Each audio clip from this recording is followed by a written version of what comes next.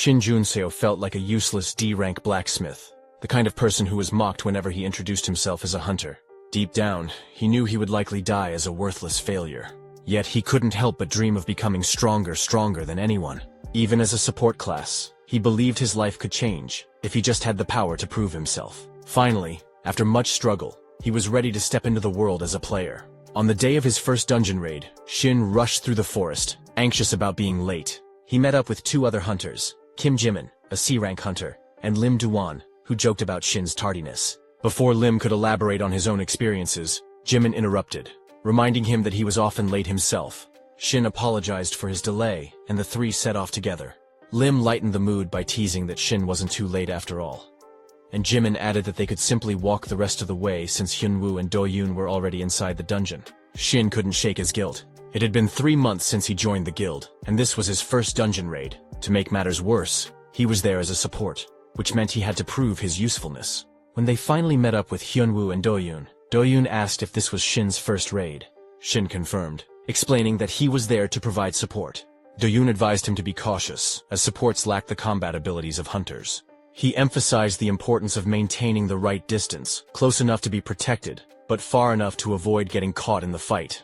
Since Shin was a maker, his role was to stay back and create daggers when signaled. Do-yoon assured him that the dungeon was easy, and that Shin didn't need to overexert himself. Just then, Lee Hyunwoo detected mana, signaling the presence of monsters nearby. Lim instructed everyone to prepare for battle, and they moved into formation. Do-yoon asked Hyunwoo for details, and Hyunwoo reported 3 small mana signatures and 1 large one, a boss monster. Do-yoon found it unusual for a boss to stray from its designated area, but decided to take it on himself, assigning the others to handle the smaller monsters. He asked Shin how long it would take to create a dagger.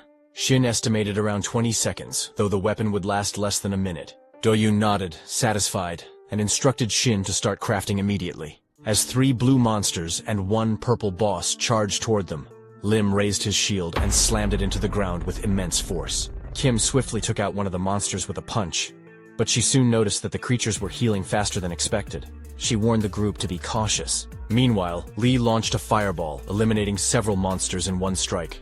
Lim suggested that Shin join the fight, and Shin marveled at the guild's seamless teamwork.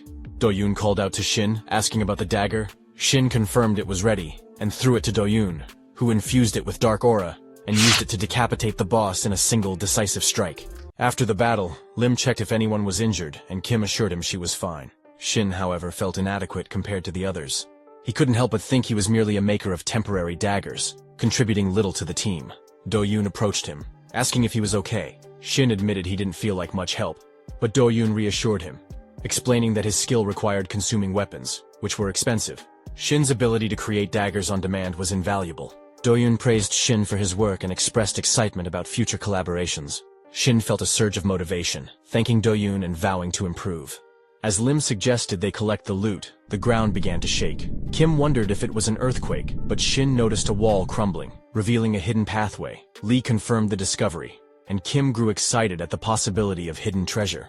Despite Lee's caution, Do-yoon and Lim agreed to investigate, urging Shin to join them. The scene shifted abruptly. Shin found himself running for his life, pursued by a monstrous creature. He couldn't comprehend how things had gone so wrong. Everyone else was dead, and this monster, something that shouldn't exist in a D-rank dungeon, was closing in. It struck him, sending him crashing to the ground and spitting blood. Desperate, Shin created a dagger and threw it, but it had no effect. The monster attacked again, slamming him into the icy ground which cracked and revealed water beneath. As he fell, Shin's thoughts spiraled. He wondered if this was how it would end, a D-rank support, unable to even use basic buffs like healing. He had finally found a guild that needed him, yet here he was, running like a coward. He questioned whether he should have ever become awakened, believing it was a dream beyond his reach. Suddenly, a screen appeared before him, announcing that he had discovered the spring and fulfilled all the conditions to become a player. As the message displayed, a bright light enveloped him, signaling the beginning of a new chapter. A screen appeared in front of Shin, displaying a notification that he had received a new reward and needed to decide whether to check it. He found himself pondering over this player concept and the nature of the reward.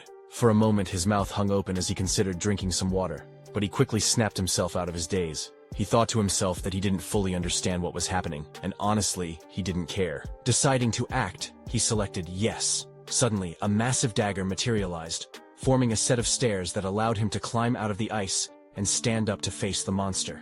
The system's voice echoed in his mind, informing him that he would inherit the experience of his previous life, and that the reward distribution had been completed. Utilizing his newfound power, Shin summoned several swords and launched them at the monster.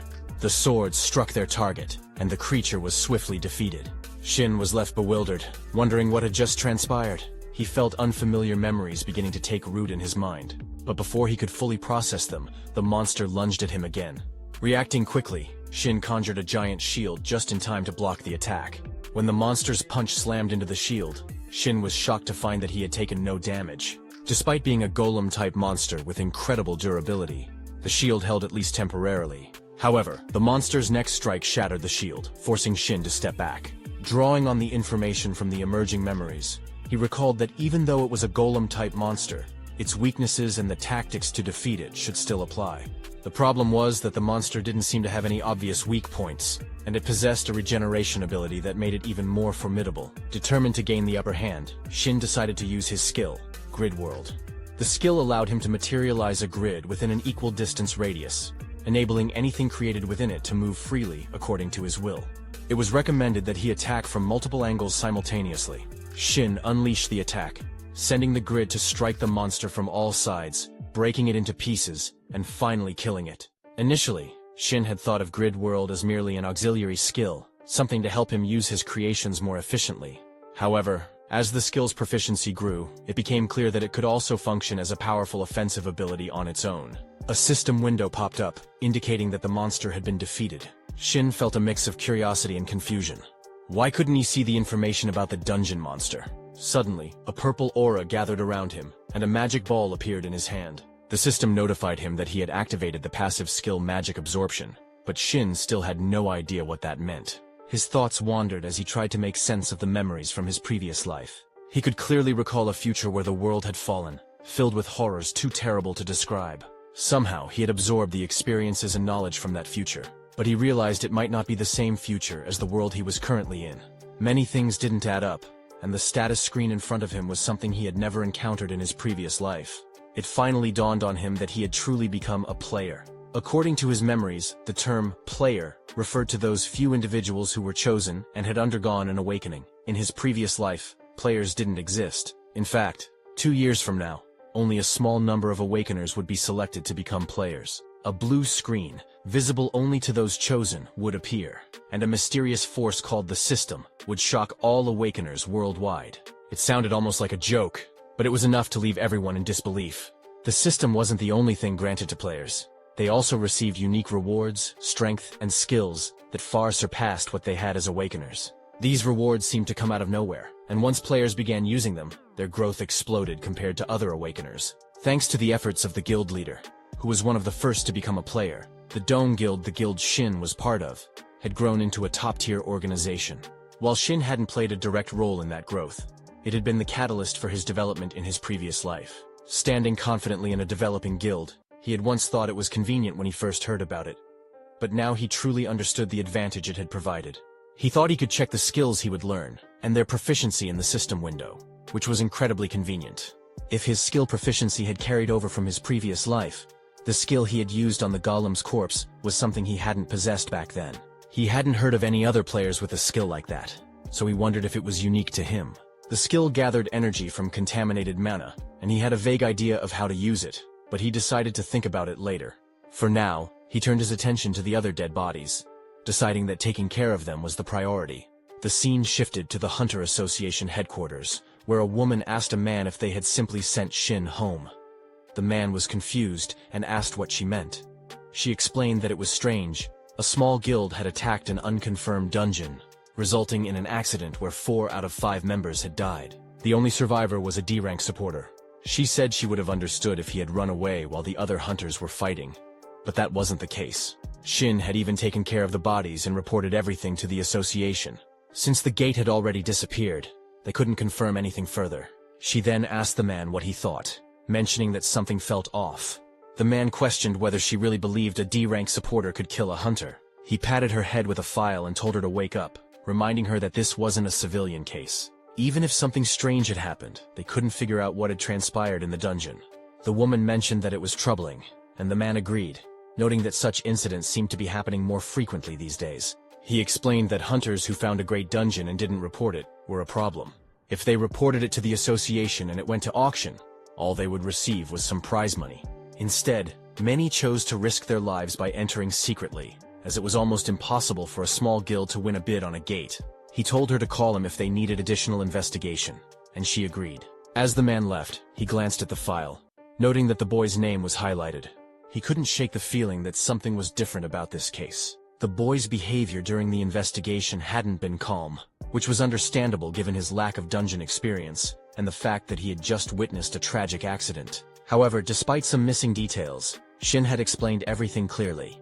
Perhaps it was just his personality, but something still felt wrong, though the man couldn't pinpoint what it was. It was frustrating, but he decided it wasn't something to worry about for now. He would have to investigate further himself. Meanwhile, Shin was walking while using his phone, unable to shake the feeling that something was off about the unconfirmed gate. The dungeon didn't exist in the memories of his previous life, and when a guild member had checked the gate bid form, it had the association's stamp on it. Yet, it was still listed as an unconfirmed gate by the association. Someone must have impersonated the association and tricked the Doan Guild, or perhaps the association itself was involved. What bothered him even more was that this wasn't an isolated incident. As the investigator had mentioned, there were already multiple cases involving unconfirmed gates and missing people. Shin noticed a common theme among the guilds mentioned in the news. They all had players in them, like guild leader Doyun, and even prodigies who would be called heroes in the future. It seemed as though someone wanted to erase the existence of those heroes. Realizing the gravity of the situation, Shin decided he needed to hide his abilities for now. He would remain the only survivor of a missing person case that would likely remain unsolved. If he acted suspiciously, he would be caught immediately. He had about 2 years until the first player selection to prepare. During that time, he needed to use every skill at his disposal and develop even more. He had to find a way to grow without drawing too much attention. As he checked his usable skills, he found something interesting and clicked on it. A year had passed, and a group of individuals found themselves deep in a forest, battling ferocious monsters. As one of the boys struck a monster, his sword shattered, and the creature retaliated, sending him sprawling backward. He barely managed to land safely, but the monster lunged at him again. He attempted to dodge, while those around him watched in terror. It was then that they realized the monster they were facing was a Null Lord. The boy spoke up, recalling that such creatures only appeared in E-rank dungeons, and should, in theory, freeze to death. He also remembered hearing that even among D-ranked monsters, a Null Lord was notoriously difficult to defeat. The monster charged past him, targeting another member of the group. The second boy raised his shield to block the attack, but it was clear he was struggling. He warned the others that if they continued to rely solely on defense, they wouldn't survive much longer. The first boy paused to think. He remembered the grim reputation of Null Lords among low-level hunters. These creatures were not only physically strong, but also resistant to magic, which was unusual for monsters of their rank. Typically, low-level adventuring parties relied heavily on magic to defeat monsters, but the Null Lord defied this logic. Hunters who were usually confident in their magical abilities now found themselves terrified, and the price for their overconfidence was often the complete annihilation of the party. The boy realized they only had one member who specialized in pure physical damage, but he was terrible at hand-to-hand combat. His weapon had been destroyed, and he had no spare weapons left. He couldn't understand why the second boy was urging him to attack the monster when he was clearly unarmed. The boy, whose name was Jan, regretted his earlier decision to minimize the number of people in the party and include a magician. He realized now that this choice had led to their current predicament. As he scanned the area, he noticed another boy mining in the distance. This boy was also a helper, but he seemed completely unfazed by the chaos around him. Jan wondered why this helper was acting so carelessly when the rest of the group was on the brink of death. He watched as the helper's weapon disappeared and began to suspect that the boy might have some aptitude as a maker. Though he didn't expect much in terms of quality, he decided it was worth asking for help. Jan called out to the helper, whose name was Shin, and asked if he was a maker capable of crafting a sword. Shin agreed, and Jan requested a sturdy, strong sword. Shin apologized, explaining that he had joined the group as a helper, not a support member. Jan snapped back, saying it wasn't the time for excuses. Didn't Shin realize they were all about to die? Even Shin would perish if they didn't manage to defeat the boss. Shin began crafting the sword, but mentioned one condition. Once they cleared the dungeon, Jan had to forget everything about Shin's abilities. Additionally, when Jan received his share of the rewards, he would have to pay Shin the equivalent of an average support member's fee. Jan scoffed, doubting the quality of Shin's work. After all, if Shin couldn't even secure a job as a maker and was stuck working as a helper, how could they expect to clear the dungeon with his weapon? Shin laughed in response, saying it was ironic because good weapons were essential for clearing dungeons. He assured Yan that as long as they had the necessary tools, they would succeed. With that, Shin began crafting the sword. The scene then shifted to the Overkill Guild, one of the 3 major guilds in Korea. A girl knocked on the door of the president's office, and he called for her to enter. She informed him that the Awakeners Association had requested their cooperation, particularly regarding a dungeon with a rank error. She agreed with the president's assumption that, while the request appeared to be for cooperation, the association was likely willing to pay whatever Overkill demanded. The president noted that the other guilds didn't have much of a choice. The girl added that there were very few Awakeners capable of entering a gate that had been forcibly closed. The president was watching the news when he saw a report about a group of hunters who had entered a dungeon with a rank error. As he looked at the group's photo, he spotted Shin and realized he had seen him before. A few weeks earlier, a dungeon with a rank error had appeared in Suicidal, and the president had been dispatched to the area. He had dropped by the scene and remembered seeing Shin there. According to the report, Shin was listed as a helper.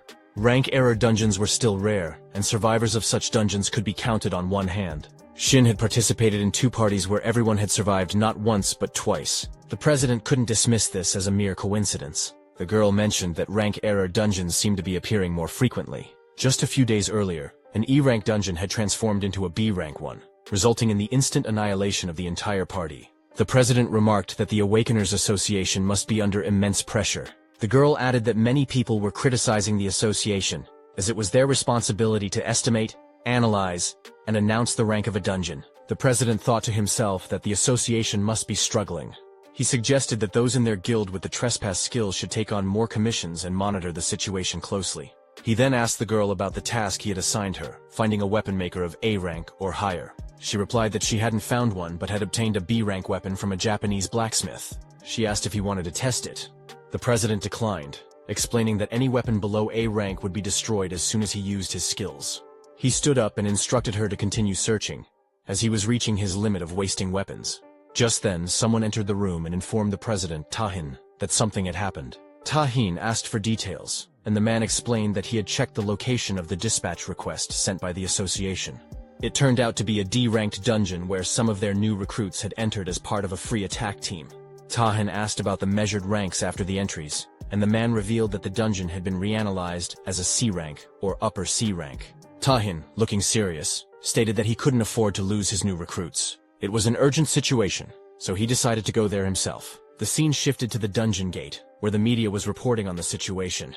The crowd saw President Tahin, accompanied by the girl and the man who had informed him of the crisis. Reporters began asking Tahin to comment on the ongoing issue of rank error dungeons. One reporter mentioned that the association had sent a cooperation request to Overkill for the dungeon entry, and asked if that was the reason Tahin had come in person, because his guild members were part of the attack team. A woman thanked Tahin for coming and revealed that the attack team consisted of 6 hunters, 2 supporters, and 1 helper. All of them had higher than required qualifications. But those numbers didn't matter now, as the dungeon had been reanalyzed as a C rank. Tahin asked how long it had been since the attack team entered, and the woman replied that it had been almost 2 hours. Tahin stated that he didn't know how many were still alive but would do what he could. Tahin, along with Min Husu, the girl who had accompanied him, stood in front of the dungeon gate. She handed him a sword, and he used his skill, Trespass, to slash through the air, creating a flare of energy that caused a strange black area to appear ahead. The skill allowed him to forcefully push through barriers, including dungeon gates, but it only affected the user, not the surrounding area. The sword broke as a result. After handing it back to Min, Tahin told her to be careful, and she wished him the same. He then entered the dungeon. Inside, Tahin noted the humidity, temperature, and foul smell, deducing that the dungeon was inhabited by some kind of reptile. The absence of pollutants on the floor suggested that the monster had a level of intelligence. Based on the dungeon's rank, he concluded that the monster was a lizard man. As he moved forward, he crossed numerous dead bodies of monsters, using the lizard man corpses to estimate the size of the group and their fighting capabilities. He also noted the level of distress the party had been in, as identified in the preliminary report. He feared the worst-case scenario that they were all dead by now. Suddenly, he heard a rumbling sound. Moving closer, he arrived at the location of the party and saw something he hadn't expected. A monster was attacking a hunter with a sword, while the other hunters continued to battle. Tahin observed from the side, noting that the lizard men were clearly overwhelming the group. Their speed and movement indicated that they were far stronger than the hunters. He saw one of the lizard men strike a hunter's sword, sending it flying. The monster was about to attack the unarmed man when Shin appeared, using his magic to create a sword out of thin air and block the blow. Tahin, still some distance away, wondered if it was magic. How else could a weapon materialize so suddenly? He watched as Shin used his abilities to craft the sword, and their eyes met in a brief but intense moment of recognition. Shin quickly counted the people around him. When he reached Tahin, the 10th person, he remarked that he was certain only 9 had arrived. Tahin, confused, wondered what Shin was talking about. Just then, another lizard man knocked a hunter back and prepared to attack. Tahin rushed in with his sword to intervene. Shin was astonished that Tahin had come to rescue them personally, especially since he was carrying a weapon he didn't even use. Shin speculated whether it might be a sphere weapon. Tahin blocked the lizardman's attack with his sword and ordered the others to fall back. With a swift motion, he unleashed a series of slashes, creating flares with his sword that cut down the lizardmen instantly. Tahin thought to himself that he hadn't even used his full strength yet. The weapon was clearly B rank, but it felt surprisingly weak to him. As Tahin defeated the lizardman, another one appeared and lunged at him. Tahin dodged the attack, causing the lizardman to crash to the ground. Shin approached Tahin and asked if this kind of wear and tear always happened when he used his skills, commenting that it seemed like the weapon suffered serious damage. Tahin wondered if Shin was trying to pick a fight with him. Shin then called out, urging Tahin to use his weapon properly and avoid destroying any more of the fragile weapons. Tahin was taken aback when Shin materialized a weapon with a single gesture. Not only was Shin a weapon maker, but he was also exceptionally skilled and competent far beyond the average. Tahin couldn't comprehend why someone so talented was acting as a mere helper. He had heard that low-grade supporters often took on helper roles due to financial constraints. Shin took Tahin's weapon and mentioned that there would be a condition. Once Tahin cleared and left the dungeon, he had to forget everything about Shin's skills and Shin himself. Tahin raised an eyebrow, asking if Shin thought he could simply forget because Shin wanted him to. Shin replied that if Tahin didn't agree, he could go ahead and smash all his high-class weapons. Tahin considered the offer. He knew the weapon might break the moment Shin used a skill on it, but having more weapons couldn't hurt. Reluctantly, Tahin agreed, promising to forget about it. Shin smiled, saying that was great, and told Tahin to go wild. Tahin rushed to attack the lizardman, flaring his sword and breaking the monster's weapon. Shin watched in surprise, having expected Tahin to merely deflect the attack. Instead, the opponent's weapon was destroyed first. Tahin's control over his weapon was far beyond what Shin had anticipated. Shin wondered if Tahin's weapon was just that much stronger. Intrigued, Shin thought to himself that the weapon maker must be capable of manifesting at least a B-rank weapon on the spot. This was getting interesting. Shin decided to test the weapon's capabilities further. He cranked up the power, stabbing the lizardman and using a fire blast. After that, he jumped behind the lizardman, stabbed the weapon into its head, and released another blast of fire. The lizardman spat out green blood as it collapsed. Tahin stood there staring at the weapon Shin had made, now covered in blood. To his surprise, there wasn't a single scratch on it. Before he could ponder further, the newbies from his guild appeared, calling out to him. They thanked Tahin, saying it was because of him that they were alive and safe. Tahin replied with relief, noting that none of them seemed badly hurt. They explained that they hadn't been able to fight with their own weapons, but had managed to hold out thanks to Shin. Tahin turned to Shin and asked for his name. Shin wondered why Tahin would want to know the name of a mere helper.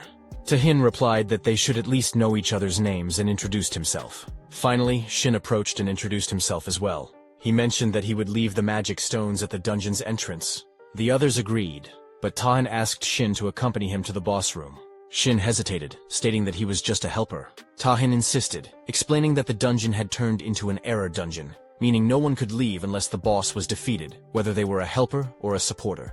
Shin responded by saying that Tahin was more than capable of taking down the boss himself. Tahin countered, pointing out that, as Shin had seen earlier, no other weapon could handle his skills. No matter how skilled Shin was, it would be pointless if he just ended up smashing the weapon Shin had made for him. Shin assured him that the weapons he made wouldn't break. Tahin argued that while Shin might believe that, this was an error-class dungeon. The creatures here were far beyond the average lizardman, and if the boss was as strong as he feared, no amount of caution would be excessive. Shin eventually agreed and began moving, his steps echoing as he followed Tahin. When they reached the boss room, they encountered the Lizard King and another lizardman. Tahin suggested that Shin should disregard any previous danger levels or information he had, and focus on ending the fight as quickly as possible. He warned that if they took too long, his weapon might snap in two. Shin once again assured him that the weapon wouldn't break, and added that if Tahin didn't believe him, he could test it out himself. The Lizard King commanded his minion to attack, and the lizard lunged forward with its paw. However, Shin and Tahin skillfully dodged the strike. Tahin then charged with his sword, but the lizard used its power to overwhelm him with intense pressure. Disoriented and unable to comprehend what was happening, Tahin leapt into the air. The lizard followed, attempting to strike Tahin's weapon. After the clash, Tahin was sent flying into the sky. The Lizard King swiftly climbed onto the lizard's head, and the creature unleashed a powerful flame attack toward Tahin. Just in time, Shin created a protective shield barrier around Tahin. The lizard retaliated, knocking Shin back. Still in the air, Tahin turned to Shin and asked, "Wasn't that the one who makes weapons?" Shin replied, "A shield can be a weapon too. Haven't you been hit by one before?" Tahin flared his sword, promising that once they got out of there, he would have plenty of questions for Shin. The Lizard King then conjured a long chain to strike Tahin. However, Tahin effortlessly stopped the chain with his fist, causing it to wrap around his sword. As the lizard tugged on the chain, Tahin was pulled closer. Shin, urging Tahin to focus, told him to stop playing around and fight properly. In response, a second sword materialized in Tahin's other hand. Tahin, noticing the new weapon, questioned, "Didn't you tell me to test him? Shouldn't it be something for a pet?" The weapon captured by the chain vanished, and Tahin used his second sword to strike the lizard with several swift slashes as he closed in. The Lizard King watched intently, but Tahin threw his sword at him, followed by a powerful kick that sent the Lizard King reeling backward. Furious, Tahin leaped into the air, his sword flaring with energy as he prepared to attack again. The Lizard King, now focused on Shin, attempted to strike him, but a transparent barrier appeared, protecting Shin. Growing angrier, Shin wondered aloud if the Lizard King really thought he could threaten him with webs. Tahin, equally enraged, stood ready for the next move. After a while, the entrance to the dungeon, which had been glowing red, shifted to a calm blue. Outside, people began to wonder if the dungeon had been cleared. As the group emerged, reporters rushed over to Tahin, bombarding him with questions about the dungeon's interior, the boss monster, and whether everyone had been saved. Min approached Tahin, asking if he was injured. Tahin reassured him, saying that he was completely fine. The hunters surrounding him praised his efforts, with one girl mentioning that if it weren't for him, they would all have perished. Meanwhile, Shin handed the team leader a bag of magic stones, explaining that he had already received his payment in advance, and was leaving. The team leader expressed his gratitude for Shin's hard work, without acknowledging Tahin. Shin silently left the area. The reporters then turned to Tahin, eager to know how he had managed to clear the dungeon so quickly. They suggested that the dungeon must have been easy for him. Tahin shook his head in disagreement, and just as he was about to mention Shin's role, he realized that Shin had already gone. A girl spoke up, commenting that while everyone else had been blocking and working together, Tahin had handled the majority of the threats on his own.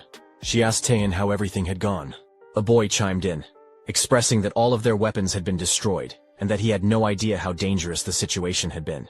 He added that if it weren't for Tahin, they would have all been wiped out long ago. Tahin, slightly confused, asked the boy what he was talking about. The boy explained that when it came to the weapons, it was thanks to the person who had been crafting them for the group, which allowed them to last as long as they did. He apologized to Tahin and inquired about the support who had come as a helper and weapon maker.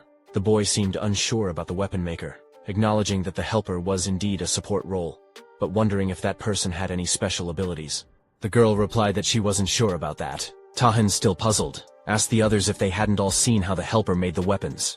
The others were confused, wondering if he was referring to the pickaxe. Tahin didn't believe that person even carried a pickaxe, but he had brought it and used it, though they must have lost it along the way. Tahin then realized that the person had mined all the mana stones. As Tahin wondered what was happening, he remembered that they had all received weapons from the same person, yet it felt as if they had forgotten that fact.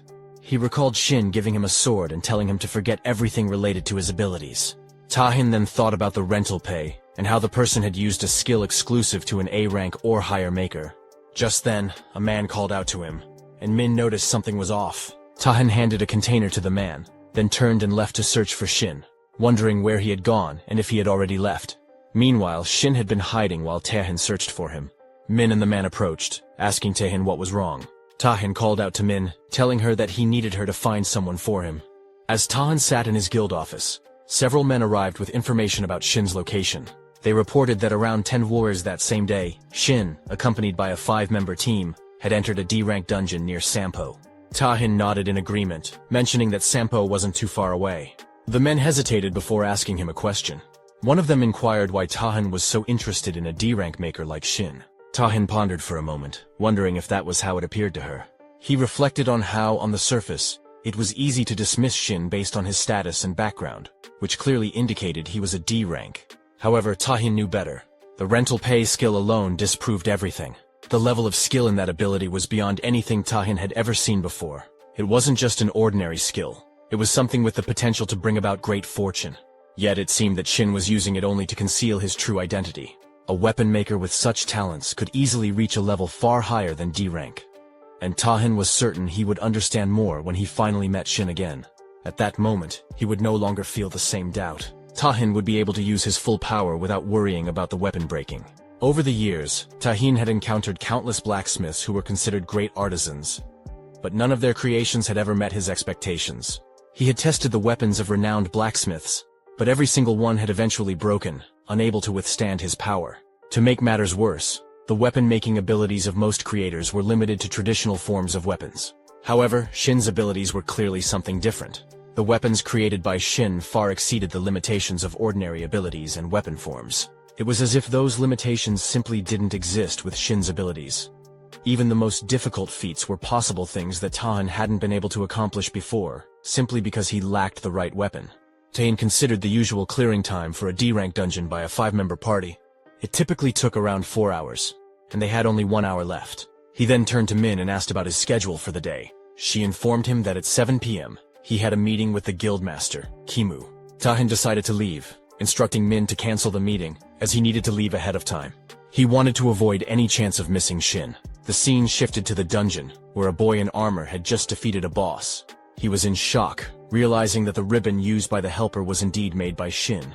If such mana could destroy a boss weapon, Shin must surely be at least B rank. When the man's weapon shattered into 2 pieces, the boy thought they were done for. However, to his surprise, he hadn't anticipated that the person who had entered as a mere helper would possess such an incredible ability. He marveled at the quality of Shin's work, admitting he had never seen anything like it before.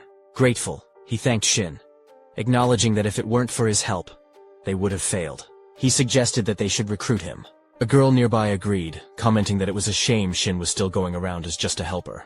The boy agreed, noting that Shin certainly had a good eye for this kind of thing. Shin, however, was deep in thought. He realized he had used more mana than he had anticipated. He hadn't expected to encounter a party struggling so much, especially since it wasn't an error dungeon. As he began collecting the magic stones, he thought that if only he had just a little more mana left back then, things wouldn't have gone so poorly. He recalled the intense heat that had filled the dungeon earlier, especially after defeating the golem. Once he had used up all his mana, the heat dissipated and never returned.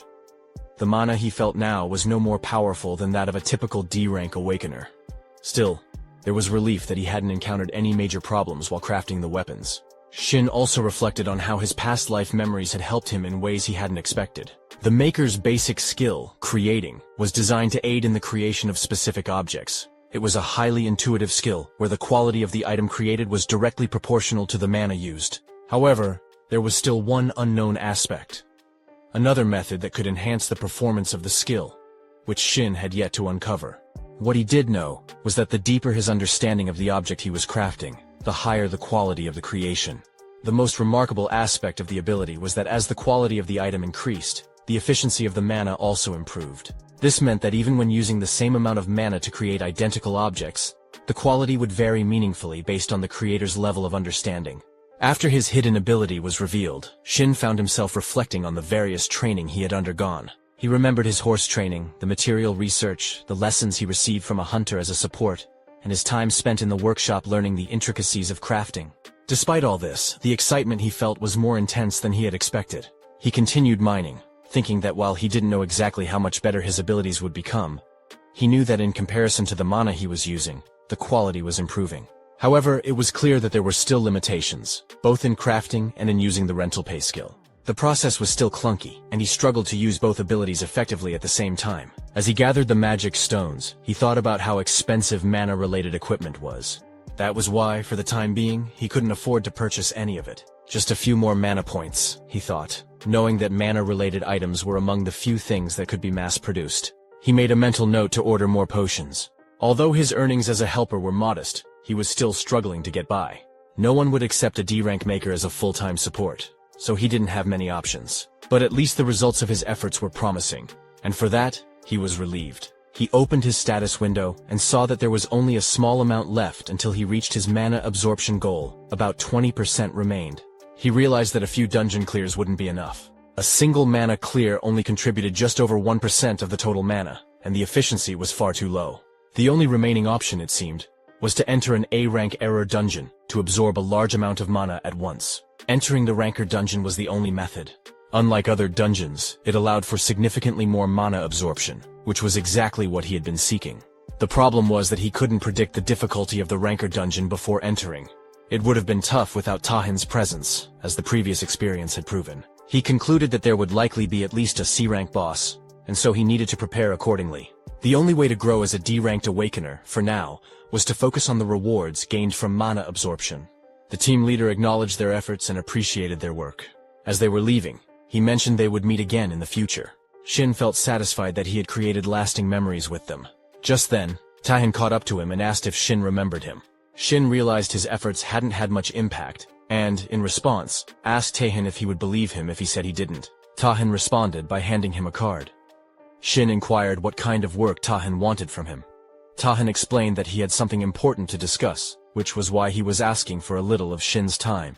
When Shin saw the Overkill Guild name on the card, he recognized it as one of the top 3 guilds in Korea.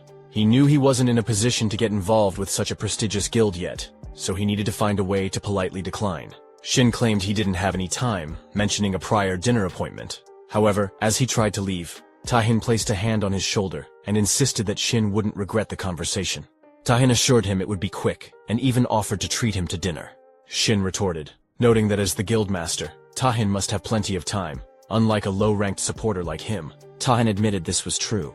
Shin wasn't thrilled about it, but he realized he needed to gauge how much the rental fee had affected Tahin. Reluctantly, he agreed to talk for a while. That's it for today. Make sure to subscribe and comment below with your thoughts on this recap. Thank you all for watching.